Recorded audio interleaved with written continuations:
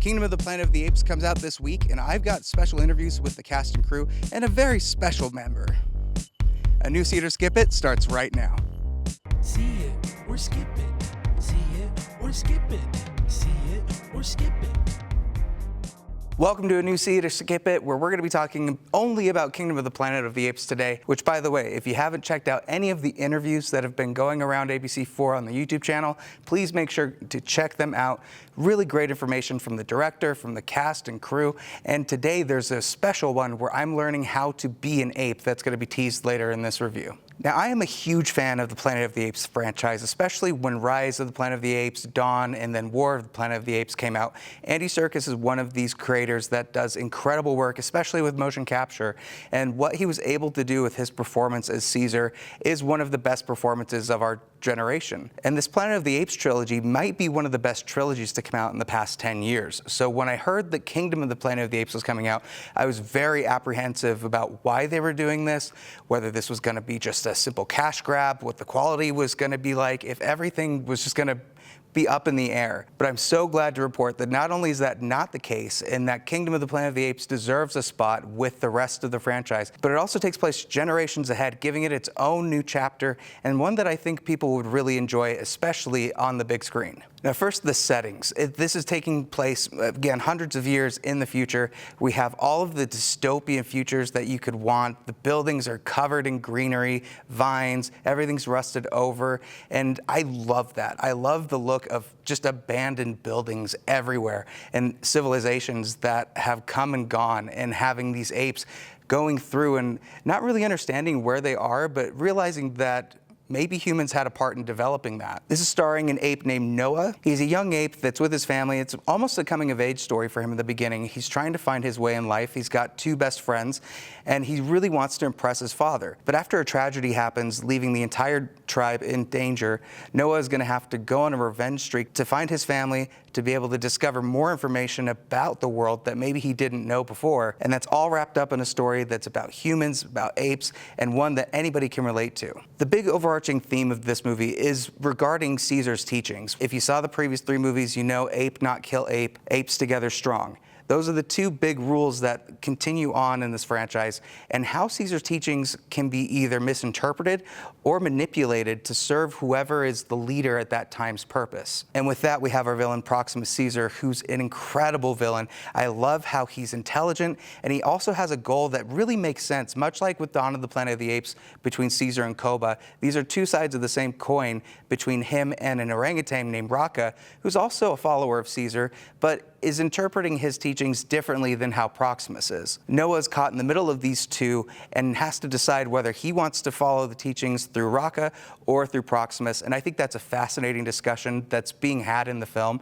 There's a lot of great discussions about humanity in general, how the apes see humanity, how humans are in this world, and really the fear of what could happen if humans began to rise up again. Noah as a character is so compelling. I think they did a great job of bringing in a new character that feels completely different from anything we've seen before. He might visually look a little bit like Caesar, but these are very different characters, and I love his exploration into the world and discovering all of the things that he didn't know before. Raka might be my favorite character. He brings in the comedic humor. He brings in a lot of the interesting conversations that keep you grounded and wanting to watch more of the story. Proximus, like I said, is a very good villain. I don't know if he should have been introduced earlier in the movie. It does feel kind of late in the story when we finally see Proximus, but when he's there, he commands every scene he's in, and Kevin Durant does a great job of doing that and bringing that character to life. I think the action in this might be the best that's been in the franchise so far. It's fast-paced, it's hard-hitting. When things are going down, you know that there's going to be high stakes and a lot of challenges for all of our main characters and how they're going to get out of it. And the visual effects, man, we have to talk about how great all these apes look and the motion capture technology. This is again done by Weta Technology. These are the same people that brought Avatar to life, that did the previous Planet of the Apes, and they again are continuing to move the bar and raise it higher. This is probably the best looking of the apes we have seen so far. Now, is this better than the Andy Serkis trilogy? I wouldn't go so far as to say that. I do think this might be better than Rise of the Planet of the Apes. I've seen it twice now, so I feel confident in saying that I did enjoy it a little more than that. But Dawn of the Planet of the Apes is probably the best that it will ever be.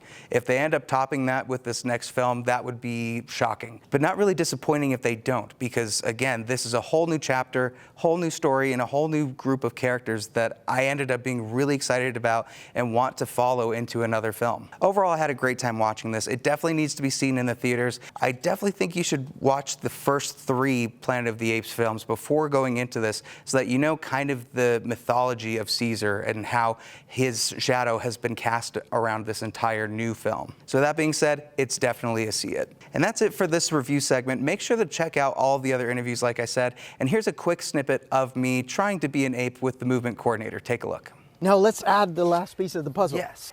So the wide part goes on the outside, so you Wide can part turn on the these outside? centers. Yeah, Okay. there you go. So position Oh, like wow. this, even, not too close, not too far, just in the middle, very comfortable. Okay. The arms are vertical, and the way the ape moves on quads is he'll move right foot, left arm, and left foot, right arm, and that's it. Very simple.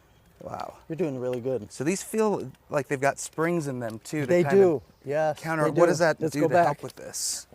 The thing with this is that some days we spend a lot of time working with these, and it really helps, especially when they're running, Oh, okay. to not strain their wrists too much. Thanks again for watching. Make sure you go to abc4.com, click the shows tab, and see it or skip it to check out all of the other interviews, reviews, and news.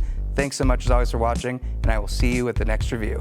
See it or skip it. See it or skip it. See it or skip it.